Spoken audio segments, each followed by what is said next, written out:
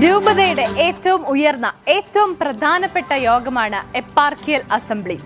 അത് നടക്കുന്നത് ക്ഷണിക്കപ്പെട്ട അംഗങ്ങളുടെ സാന്നിധ്യത്തിലാണ്.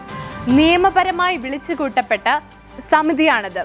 ഈ അംഗങ്ങളിൽ രൂപതയുടെ എക്സ് ഒഫീഷ്യോ മെമ്പേഴ്സ് ഉണ്ടാവും, എക്സ്പേർട്സ് ഉണ്ടാവും, ഇൻവൈറ്റഡ് മെമ്പേഴ്സ് ഉണ്ടാവും, നോമിനേറ്റഡ് മെമ്പേഴ്സ് ഉണ്ടാവും, രൂപതയുടെ പ്രതിനിധികൾ ഉണ്ടാവും, ആത്മായ പ്രതിനിധികളുണ്ട്, സ്ത്രീ പങ്കാളിത്തമുണ്ട്, രൂപതയിൽ പ്രവർത്തിക്കുന്ന വിവിധ കോൺഗ്രിഗേഷനിലെ പ്രതിനിധികളുണ്ട്, സുപ്പീരിയേഴ്സ് ഉണ്ട്.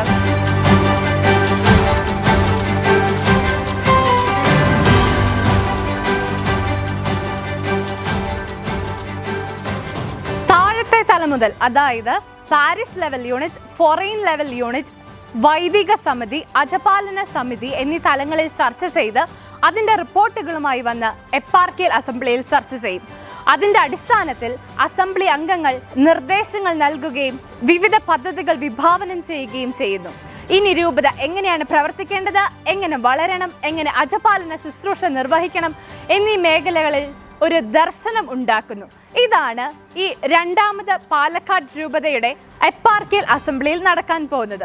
ഇതുവരെയുള്ള എപ്പാർക്കിയൽ അസംബ്ലിയുടെ വിശേഷങ്ങൾ രൂപത അധ്യക്ഷൻ മാർ പീറ്റർ കൊച്ചുപുരയ്ക്കൽ നമ്മളോട് പങ്കുവയ്ക്കും. സ്നേഹമുള്ളവരെ, പാലക്കാട് രൂപതയുടെ രണ്ടാമത്തെ എപ്പാർക്കിയൽ അസംബ്ലി ഇന്നലെ വൈകിട്ട് 6 മണിക്ക് കൂടിയ ഉദ്ഘാടന സമ്മേളനത്തോടെ സമാരംഭിച്ചു. തൃശ്ശൂർ അതിരൂപത അധ്യക്ഷൻ അഭിവന്യ ആൻഡ്രൂസ് താഴത്ത് പിതാവാണ് അസംബ്ലി ഉദ്ഘാടനം ചെയ്തത്.